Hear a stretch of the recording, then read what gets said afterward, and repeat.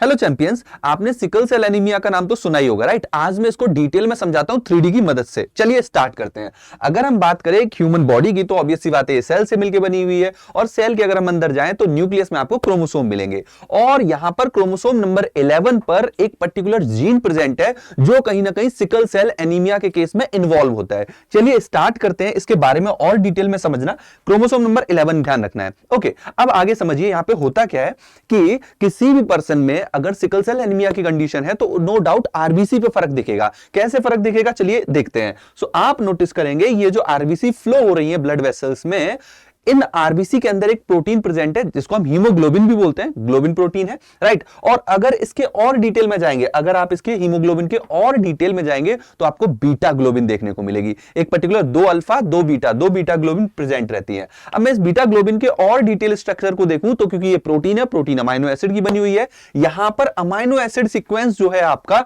वो क्या है, यहां पे कोई दूसरा रहता है, राइट। यहां पे आप क्या नोटिस करेंगे, ये वेलिन ने सब्स्टिट्यूट किया। अगर आप रिपीट करूं मैं इस चीज को तो देखो, ग्लूटामिक एसिड था, इसको हटा के कौन आ जाएगा यहां पे, वेलिन। तो ये जो बीटा चेन थी, बीटा जो प्रोटीन थी, बीटा इसके 6th पोजीशन के अमाइनो एसिड में, जहां पे आपको स्पेसिफिक अमाइनो एसिड देखने को मिल रहा था, राइट। आप दोबारा से देखो, स्पेसिफिक अमाइनो एसिड देखने को मिल रहा था, ग्लूटामिक एसिड, उसको हटा के कौन आ गया, वेलिन आ गया। और इस वजह से आप नोटिस करेंगे इस आरबीसी में चेंज आएगा। ये चेंज इसलिए भी आता है कि जो वेलिन है वो हाइड्रोफोबिक अमाइनो एसिड है, और हाइड्रोफोबिक इंटरेक्शन होगा, सो आरबीसी का शेप ही चेंज हो जाएगा। Now RBC become sickle shape. इस शेप को हम सिकल शेप बोलते हैं। और यहां पे आप देखेंगे क्योंकि ये ऑटोसोमल डिसीज है, ऑटोसोमल में भी रेसेसिव डिसऑर्डर है, तो आप नोटिस करेंगे रेसेसिव डिसऑर्डर है तो ये वाले कैरियर की कंडीशन देखने को मिलेगी।